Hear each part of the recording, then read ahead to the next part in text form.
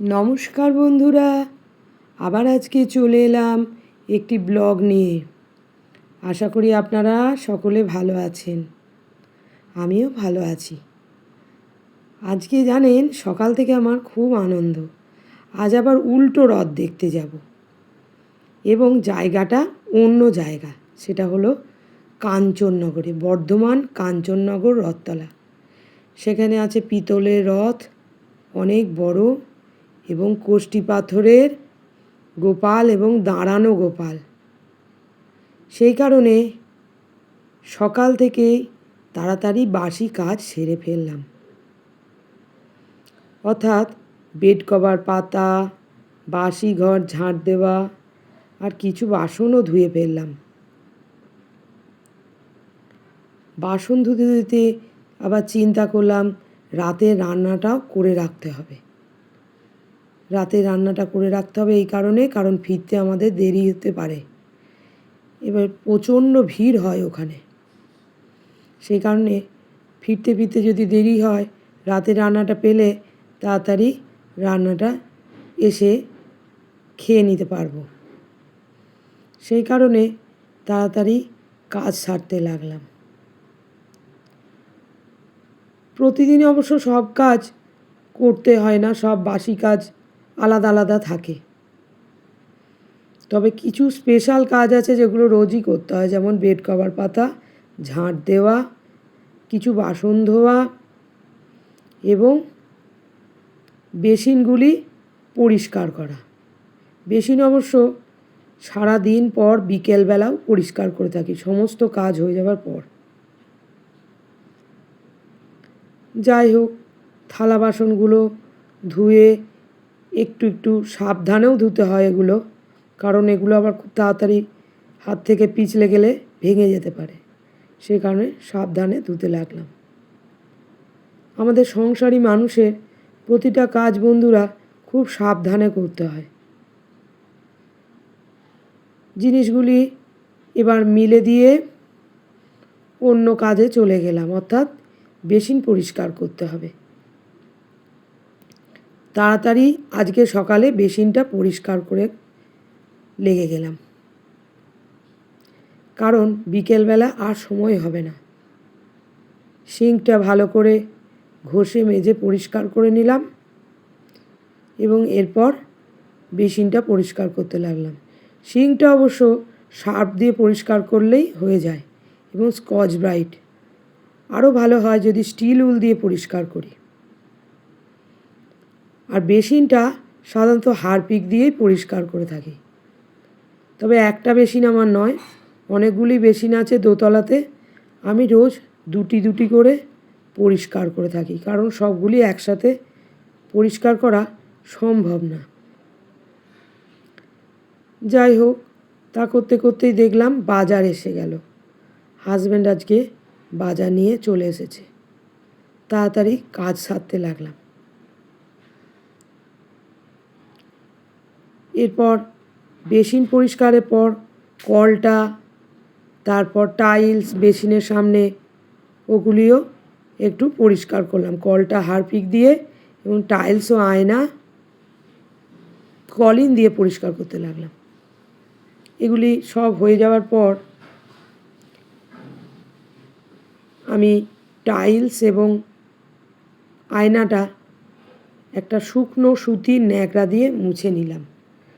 সাধারণত এটাই করে থাকি, এক শুকনো সুতির ন্যাকড়া দিয়ে টাইলস এবং আয়নাটা পরিষ্কার করে থাকি। এরপর আমার অন্য কাজের পালা। এরপর যে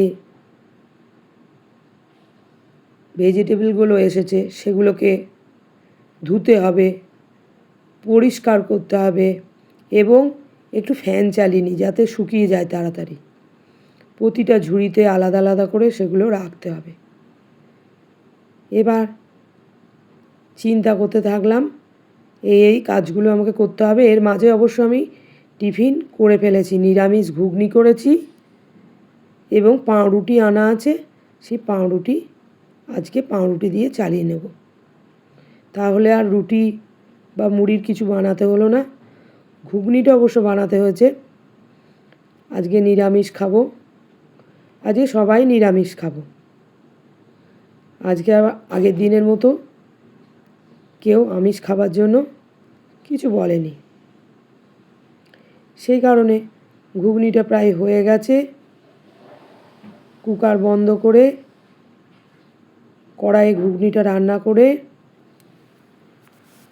আমি এবার অন্য কাজে যাব। সেটা হচ্ছে এই যে এই জিনিস ন্যাকড়া পরিষ্কার করা, ন্যাতা, যেটাকে ন্যাতা বলা হয়, ন্যাতা পরিষ্কারটা এভরিডে আমি করি। গরম জলে একটু সার্ফ ফেলে সুন্দর করে, সার্ফ বলতে ওয়াশিং পাউডার, যে কোনো ওয়াশিং পাউডার, বেশ ভালো করে প্রত্যেকটা ন্যাতা পরিষ্কার করি। আরেকটি কাজ আমার বাকি ছিল, সেটা হলো ডাইনিং টেবিল পরিষ্কার করা। রোজ আমি ডাইনিং টেবিলটা সার্ফ দিয়ে একটু পরিষ্কার করি, কারণ খাওয়া হয়, সেই কারণে একটু তেল তেলে ভাব থেকে যায়। এই যে চেয়ারে বাসি বলতে যেগুলো কভারগুলো নোংরা হয়ে গেছে, সেই কভারগুলোকে আজকে চেঞ্জ করব, এটা ঠিক করলাম। এবার আগে টেবিলটা ভালো করে পরিষ্কার করে একবার সার্ফ দিয়ে পরিষ্কার করে নিলাম, তারপরে ন্যাকড়াটা ধুয়ে এরপরে আবার শুধু জল দিয়ে আবার একবার পরিষ্কার করলাম। টেবিলটা পরিষ্কার থাকলে দেখতে বেশ ভালো লাগে, এবং খাবারের জায়গা যেহেতু, সেখানে একটু ঝরঝরে পরিষ্কার না হলে মনে হয় না সেখানে বসি, সেই কারণে এই জায়গাটা আমি এভরিডে পরিষ্কার করি। এবার প্রতিটা ন্যাতা একটা একটা করে কেচে শুকনো জায়গায় মেলে দিয়ে এলাম, অর্থাৎ তারে মেলে দিয়ে এলাম। রোজ আমি ছাদে বা বাইরে যেতে পারি না সময়ের অভাবে, সেই কারণেই বাইরে ব্যালকনিতে একটি তার মেলা আছে, সেখানে ন্যাতাগুলো মেলে দিই। এগুলোতে কী হয়, বর্ষাকালে অনেক সময় কেন্ন ঢুকে বসে থাকে, বা অনেক সময় তেঁতুলে বিছেও থাকে। এইসব ভয়ে আমি এগুলো বর্ষাকালে কেচে আগে তাড়াতাড়ি মেলে দিই। এরপর এই যে দেখুন, চেয়ারের কভারগুলো আজকে পাল্টে ফেললাম। প্রতি সপ্তাহে একবার করে, রোজ পারি না বা 3 দিনেও পারি না, একবার করে চেয়ারের কভার পাল্টে দিই। এরপর ডাইনিং টেবিলের উপর যা যা থাকে সেগুলো রাজিয়ে রেখে চলে এলাম আমার ভেজিটেবলের কাছে। এই যে যা যা আনা হয়েছে সমস্ত ভেজিটেবল ধুয়ে খানিকটা অবশ্য রান্নাতেও বসিয়ে দিয়েছি, কারণ দেরি হয়ে যাচ্ছে বলে। এরপর এগুলো ধুয়ে পরিষ্কার করে, শাকটা অবশ্য একদম কেটেই ধুয়ে তারপর রান্নায় চাপিয়ে দিই। এখন দেখুন বন্ধুরা, ফুলকপিগুলো ভালো হয় না, তবু মাঝে মধ্যে মুখ পাল্টে খেতে ইচ্ছা করে ফুলকপি বা বাঁধাকপি, একটু গন্ধ হয়। এখন ভালো লাগে ঝিঙে পোস্ত খেতে, একটু পাল্টে খাবার খেতে। এরপর 7 দিনের জন্য আমাদের মাছ মাংস এটা চলে আসে। মাঝে অবশ্য এক আধ দিন মাছ আনতে হয় বা মাংসও আনতে হয়, যেহেতু ছেলেরা মাংস খেতে ভালোবাসে, সেহেতু একটু চিকেনটা বেশি লাগে। ওগুলি পরিষ্কার করে সবাইকে খেতে দিয়ে স্নান টান সেরে এবার আমি চলে এলাম ঠাকুর ঘরে প্রতিদিনের যা কাজ, আমার গোপুসোনাকে খেতে দেওয়া এবং অন্যান্য জায়গা একটু পরিষ্কার পরিচ্ছন্ন করে গোপুসোনার বাসি জামা কেচে দিয়ে মিলে দিয়ে এরপর লেগে পড়লাম পুজোর কাজে। গোপুসোনাকে স্নান করিয়ে দোলনায় যে বসিয়ে দিয়েছি, আর কাঁচা জামা পরিয়ে গলায় মালা পরিয়ে বসিয়ে দিয়েছি।